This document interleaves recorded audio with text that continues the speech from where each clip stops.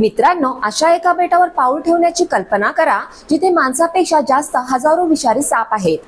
ब्राझीलच्या किनाऱ्यालगत लपलेले हे ठिकाण इतके धोकादायक आहे की सरकारने तिथे भेट देण्यास पूर्णपणे बंदी घातली आहे. पृथ्वीवरील सर्वात प्राणघातक ठिकाणांपैकी एक असलेल्या स्नेक आयलंड मध्ये आपले स्वागत आहे.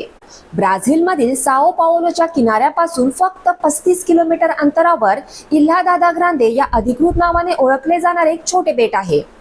बाहेरील जगाला ते स्नेक आयलंड या भीतीदायक नावाने अधिक परिचित आहे.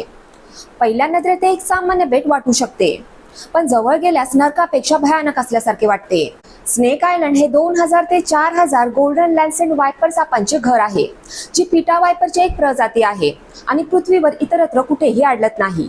एका तासांपेक्षा कमी वेळात माणसाला मारू शकणारे शक्तिशाली विष असलेले हे साप बेटाच्या 43 हेक्टरच्या प्रत्येक चौरस मीटरवर आपले वर्चस्व गाजवतात, ज्यामुळे मानवी पर्यटकांसाठी अजिबात जागा उरत नाही.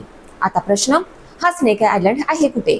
स्नेक आयलंड ब्राझीलच्या आग्नेय किनाऱ्याजवळ अटलांटिक महासागरात साओ पावलो पासून सुमारे 90 मैल अंतरावर आहे. हे केवळ 106 एकर क्षेत्रफळाचे एक खडकाळ दुर्गम बेट आहे. आकाराने लहान असूनही विषारी सापांच्या वास्तव्यामुळे हे पृथ्वीवरील सर्वात धोकादायक ठिकाणांपैकी एक आहे.